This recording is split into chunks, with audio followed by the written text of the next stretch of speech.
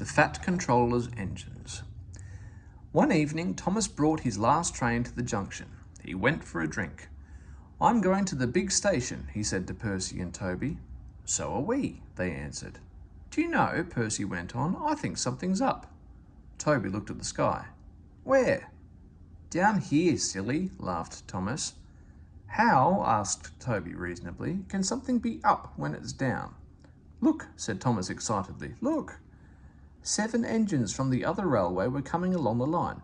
"Hello, Ginty," whistled Percy. "Hello, Pug." "They're friends of mine," he explained. "I don't know the others." Ginty and Pug whistled cheerfully as they puffed through the station. "What is all this?" asked Thomas. "The Fat Controller's got a plan," answered his driver, "and he's going to tell it to us. Come on." So they followed to the big station at the end of the line where all the engines had gone. The Fat Controller was waiting for them there. "The people of England," he said, "read about us in books, but they do not think that we are real." "Shame!" squeaked Percy.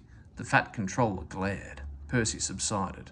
"So," he continued, "I am taking my engines to England to show them." "Hooray! Hooray!" the engines whistled. The Fat Controller held his ears. "Silence!" he bellowed. "We start the day after tomorrow at 8 a.m.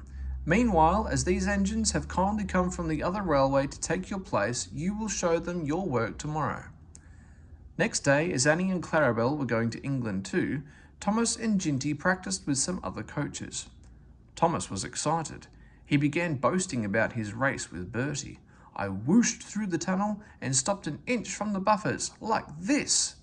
Crash! The buffers broke. No one was hurt, but Thomas's front was badly bent. They telephoned the Fat Controller.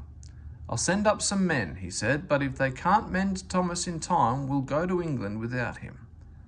Next morning, the engines waited at the junction. Toby and Percy were each on a truck, and Duck had pushed them into place behind Edward. Henrietta stood on a siding. The Fat Controller had called her a curiosity. "I wouldn't dream of leaving you behind," he said. "I'll fit you up as my private coach." She felt very grand.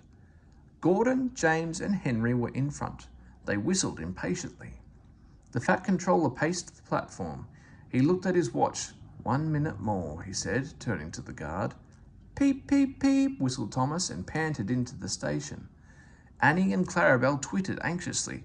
"We hope we're not late. It isn't quite 8. "Thomas," said the Fat Controller sternly, "I am most displeased with you. You nearly upset my arrangements." Thomas, abashed, arranged himself and the coaches behind Duck without saying a word.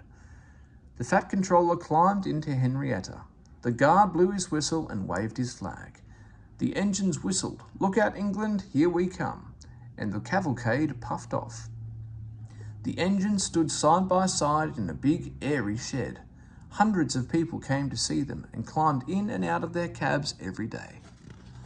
They liked it at first, but presently felt very bored and were glad when it was time to go. The people along their line put the flags out and cheered them home. "We are glad to see you," they said, "though those others did their best, but they don't know our ways. Nothing anywhere can compare with our Fat Controller's engines."